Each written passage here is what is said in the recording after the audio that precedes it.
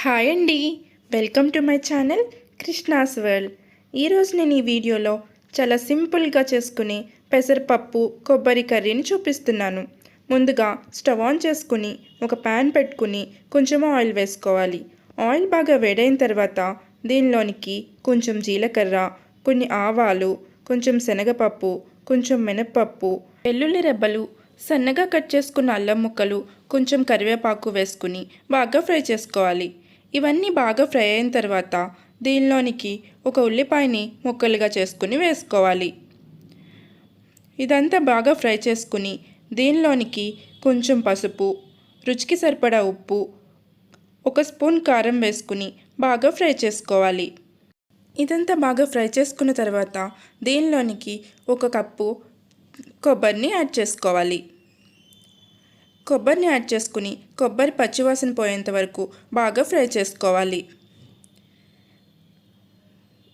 తర్వాత దీనిలోనికి కొబ్బరి వేసుకున్న కప్పుతోనే 2 కప్పులు వాటర్ పోసుకుని బాగా కలుపుకుని నీళ్ళని బాగా మరగనివ్వాలి.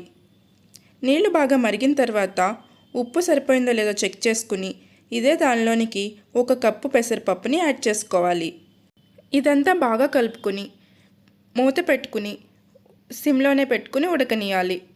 మన ఇంట్లో కూరగాయలు ఏమీ లేనప్పుడు ఇలా ట్రై చేస్తే చాలా బాగుంటుంది.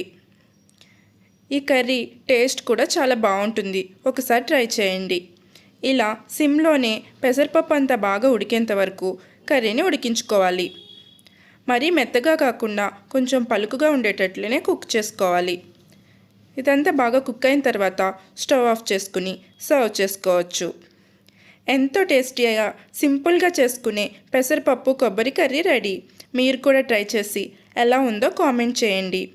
మరిన్ని రెసిపీస్ కోసం నా ఛానల్ని సబ్స్క్రైబ్ చేసుకోండి. Thank you for watching.